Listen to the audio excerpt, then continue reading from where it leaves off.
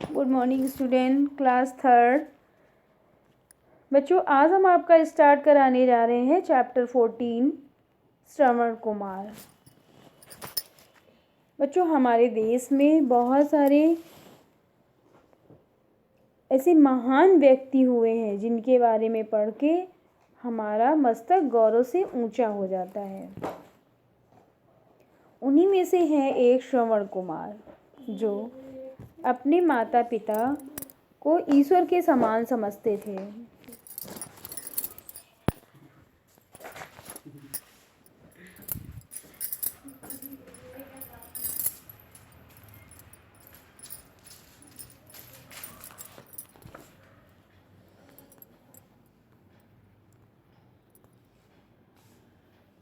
हमारे माता पिता हमारे लिए ईश्वर के समान होते हैं।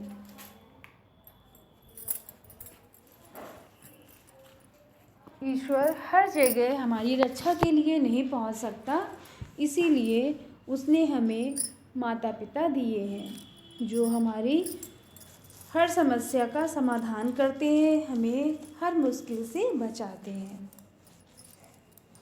वे हमें ममता और प्यार देकर हमारा पालन पोषण करते हैं।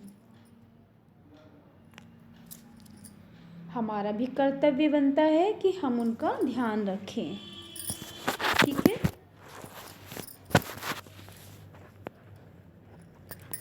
बच्चों, इस चैप्टर से हम शिक्षा लेंगे कि हमें अपने माता पिता की सेवा करनी चाहिए, उनके आज्ञा का पालन करना चाहिए और हर मानव जाति का सम्मान करना चाहिए। ठीक है, तो चलिए स्टार्ट करते हैं।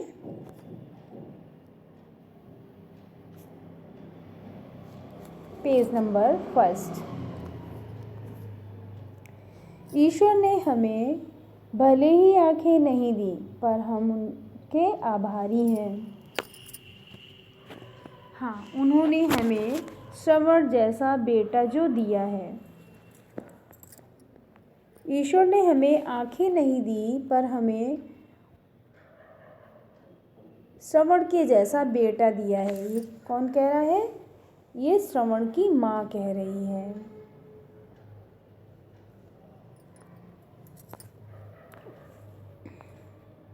नहीं, ये मेरा सौभाग्य है कि मैं आपका पुत्र हूँ।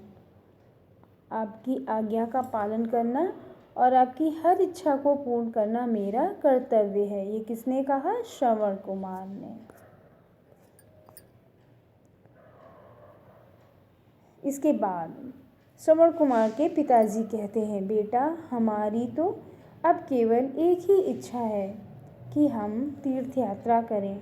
क्या तुम हमारी ये इच्छा पूरी कर पाओगे?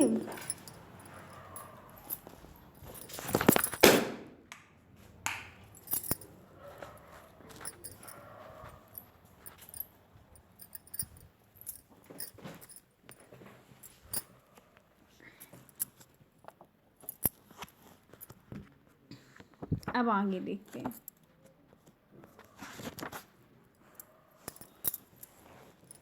क्यों नहीं?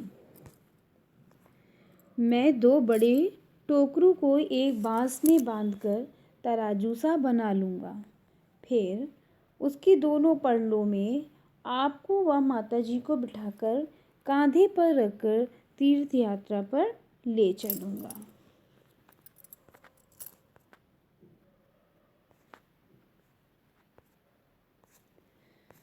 अब उनके पिताजी कहते हैं, जुग जुग जियो बेटा। ईश्वर सबको ऐसा पुत्र दे, उनकी माता कहती है। श्रवण कुमार अपने माता पिता के साथ तीर्थ यात्रा से लौटते हुए अयोध्या के जंगलों से गुजरते समय, बेटा, बड़ी प्यास लगी है, क्या थोड़ा पानी ला सकते हो? श्रवण कुमार की माँ ने कहा। हाँ हाँ, क्यों नहीं, यहाँ समीप ही नदी है, आप यहाँ विश्राम कीजिए, मैं पानी लाता हूँ। ये किसने कहा? श्रवण कुमार ने।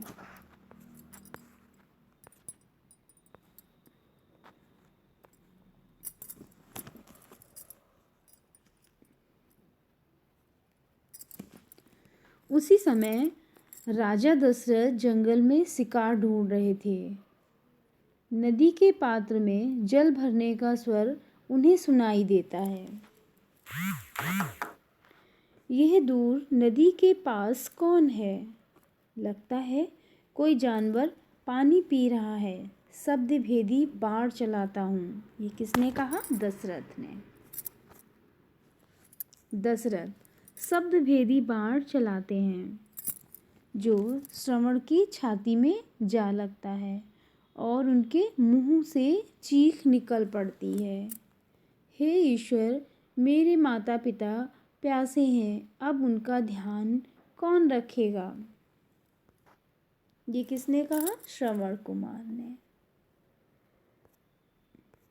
दशरथ को अपनी भूल का एहसास होता है। वो दौड़कर श्रवण के पास पहुंचते हैं। हे प्रभु, यह मैंने क्या कर दिया? मुझे क्षमा कर दो, मुझसे बहुत बड़ा पाप हो गया। ये किसने कहा? दशरथ ने। अब आगे देखते हैं। महाराज, कृपया मेरा एक काम कर दीजिएगा।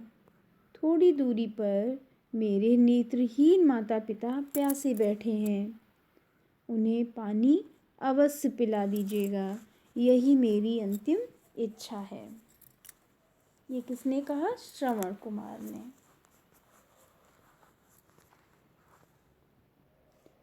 तुम धन्य हो श्रवण, अंतिम समय में भी तुम्हें केवल माता पिता का ही ध्यान है। किसने कहा? दशरथ ने।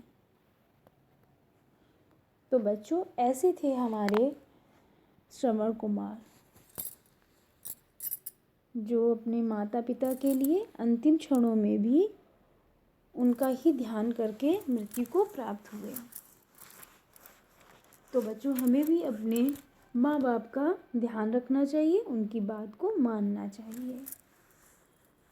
ओके स्टूडेंट, आप हमें बताएंगे कि आपने इस स्टोरी से क्या सीखा।